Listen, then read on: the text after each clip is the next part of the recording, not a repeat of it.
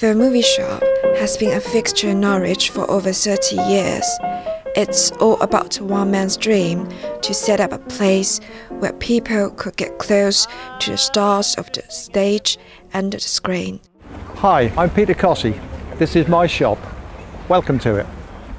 I'd always been a collector of movie memorabilia, and after many years I accumulated so much material that I decided I could make some sort of living on selling it as well as buying it.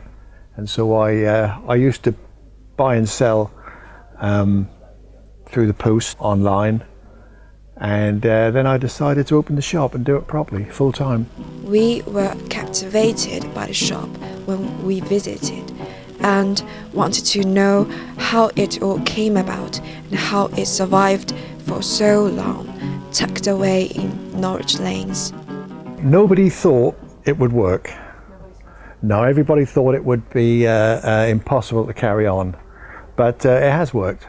So I've done it for 30 years now, but nobody really had much faith in it.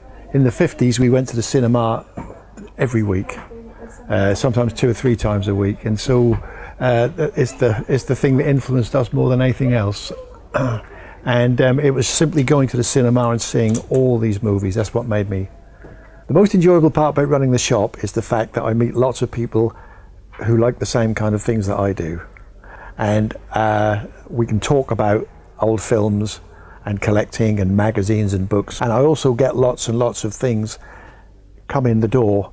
People want to sell me, which are always, you never quite know what anybody's going to bring in, so that's always really interesting. And that's really what makes the shop fun. I'm like a fox without a hole. The layout is random.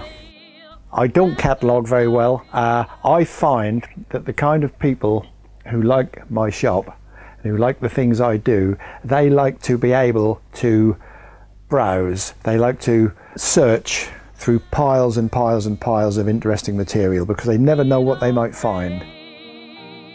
To really do a shop like this, you have to know what you're doing. You have to like what you're doing.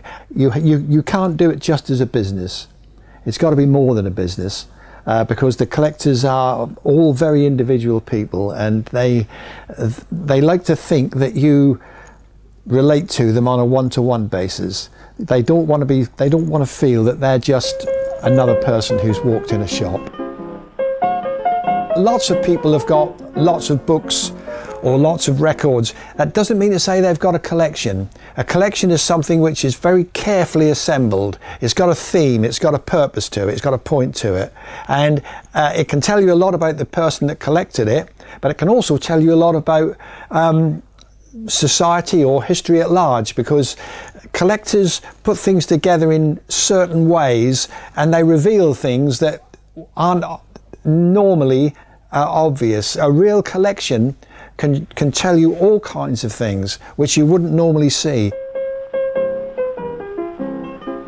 Norwich is a really special place for independent shops.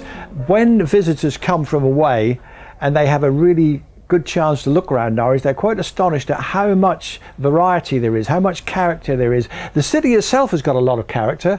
We've got lots of very old buildings and very old lanes and streets and little alleyways, but there's masses of independent shops as well, which not everybody appreciates, and which Norwich itself, the people that run Norwich, don't actually project. They don't understand how much of a pulling factor it is to have independent shops. Norwich is a very special place, if only it was promoted better. Now this is a very rare book. It's not only rare, it's totally unique.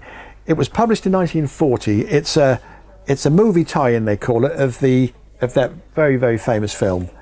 And it was bought in 1940, but inside it's signed by Jimmy Stewart, and it's also signed a couple of pages later by Frank Capra, the director. Now when I opened in 1985, I was very lucky because everybody had stopped buying film and projectors, but they all had lots and they wanted to get rid of them, and there was nobody would buy them until I opened.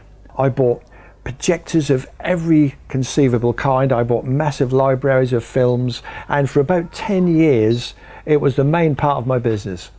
I bought and sold projectors and films on a huge scale, doing really well on them. Although they died in the general public, collectors still wanted them. Now, this is quite a rare projector. It's a French projector, a Hertier 8mm sound projector.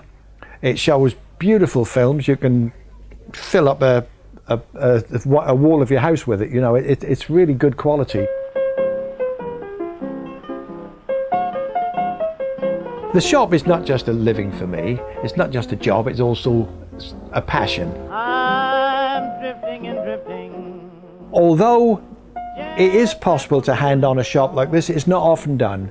Normally, the one person that sets up the shop, he runs the shop for whatever the natural lifespan might be of the shop, and then the shop will finish. Every piece of stock in this shop has been individually bought, and nobody else could really know how to sell it, to be honest. So basically, one person, one shop, and that's it. When it's finished, it finishes. I'm drifting and drifting, just like a rolling stone. I'm drifting and drifting, just like a rolling stone.